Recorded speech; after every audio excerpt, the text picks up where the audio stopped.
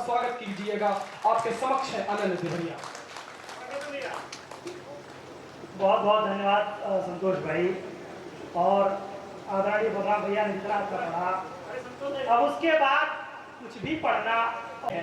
क्या छुपाया है हमने कि जिस पे अपना जन्म से हक मानते हैं आप, जिस पे अपना जन्म से हक मानते हैं आप, सोचिए उस क्षण की कीमत जानते हैं आप। जिस पे अपना जन्म से हक मानते हैं आप, सोचिए उस क्षण की कीमत जानते हैं आप। यह किसी के पंख के आकाश के बदले मिला है। वाह! यह किसी के पंख के आकाश के बदले मिला है। यह किसी निश्चल हंसी उल्लास के बदले मिला है। यह बिना सर माँ को सौंपी लाश के बदले मिला है। यह किसी की धड़कनों के सांस के बदले मिला है। किसी की धड़कनों के सांस के बदले मिला। वाह! कोई इस क्षण के लिए खुद को गलाने में लगा है। क्या बात? कोई इस क्षण के लिए खुद को गलाने में लगा है। कोई इस क्षण के लिए खुद को खपाने में लगा है। दीजिए इस क्षण को आदर, क्योंकि सरहद पर कहीं कोई इस क्षण के लिए गर्दन कटाने में लगा है। जोरदार तालियां होनी चाहिए भाई।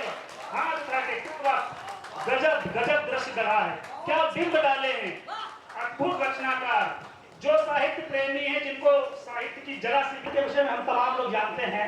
जब महाभारत के 18 दिन बीत जाते हैं तो युधिष्ठिर रोते हुए पितामह भीष्म के पास जाते हैं। स्वामी जी आपके चरणों में समर्पित है।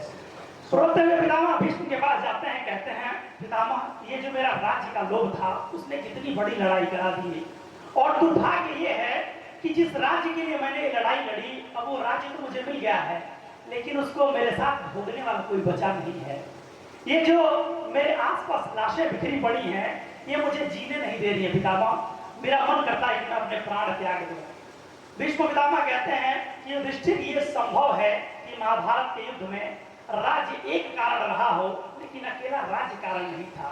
अनेक कारण थे। किसी भी युग में, किसी भी कालखंड में अगर ये कारण होंगे तो एक विराट युद्ध लड़ा जाएगा, वो संभवतः महाभारत जैसा होगा। कौन से कारण? मेरी एक छोटी सी समीक्षा है। स्वागत है। जब द्रौपदी धृतराष्ट्रों के अंधेपन पर मुस्कुराएगी। क्या बात, कहां से शुरू किया है? वाह! जोरदार तालियां हो जाए इसी बात से। जड़ पे चोट किया, जड़ पे सीधे जड़ पे। जब द्रौपदी धृतराष्ट्रों के अंधेपन पर मुस्कुराएगी, जब कुंती नवजात शिशु को धारा पर धराएगी, जहां भीष्म के भय से गांधारी का स्वयंवर होना है, जहां शकुनियों के सीने पर प्रतिशोधों का ढोना है, जहां पांडव चौसर पर द्रौपदी का दांव लगाएंगे, जहां दुशासन चीर खींचने सभा मध्य आ जाएंगे, जहां सभापति अपने नैतिक नेत्र फोड़कर बैठे हों और पितामह भीष्म सभा में मौन ओढ़कर बैठे हों, जब पांचाली रक्त स्नान का निश्चय मन में कर लेगी, युद्धों का परिणाम भूल प्रतिशोध हृदय में भर लेगी, जब स्वयं केशव ही युद्ध हेतु पांडुकुल को उकसाएंगे और साथी बनकर स्वयं रणभूमि में आ जाएंगे, तब तक ऊपर खून कतलो भारत है, और युग चाहे कोई भी हो, एक महाभारत है। क्या बात, क्या बात, क्या बात! अद्भुत, अद्भुत भैया, वाह! महाभारत तो होना है। बहुत सुंदर। पितामह ने कहा कि तुम्हें लगता है किसी भी युग में, किसी भी कालखंड में अगर ये लोग इन गतिविधियों में लिप्त हैं, तो उनको वही पहुंचना है जहां मैं पहुंचा हूं। कौन सी गतिविधियां? कि जो द्रौपदी के चीर हरण पर मौन साध कर बैठेगा। क्या बात?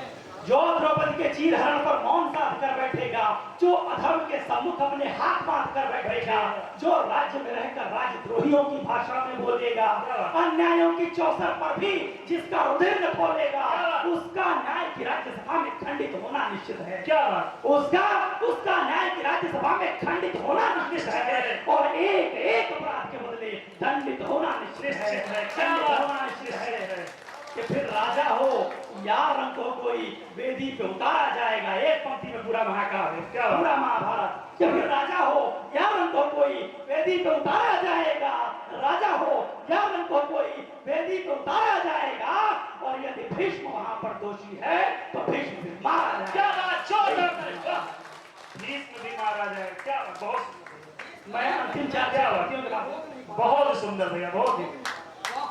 मैं अंतिम चार चतुर्थियों के माध्यम से निवास समाप्त करूंगा। स्वागत है भैया। एक शिकायत के साथ कि देश में इतनी घटनाएं घटित हो रही हैं, हम लोगों ने बहुत लंबा मौन धारण कर लिया। हमने सिर्फ अपने आप तक सोचा, अपने से बाहर, अपने दरवाजे से बाहर घटने वाली घटनाओं पर चुप हो गए। मैंने कहीं कहा कि लक्ष्मणी रेखा हरण का काल है।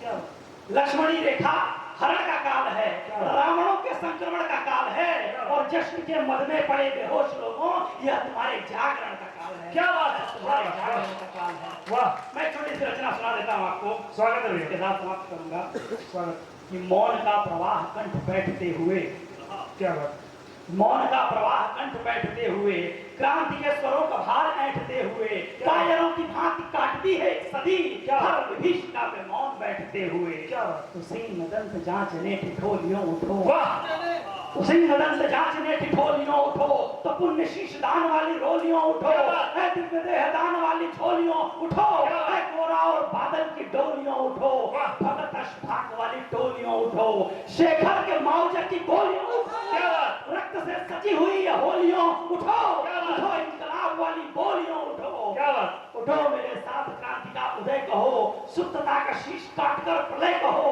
उठो जयनाथ गान को भय कहो, उठो मेरे साथ भारती की जय कहो। क्या बात, क्या भारत माता की। क्या, बहुत सुंदर भैया, बहुत ही सुंदर, अद्भुत अद्भुत काव्य था, बहुत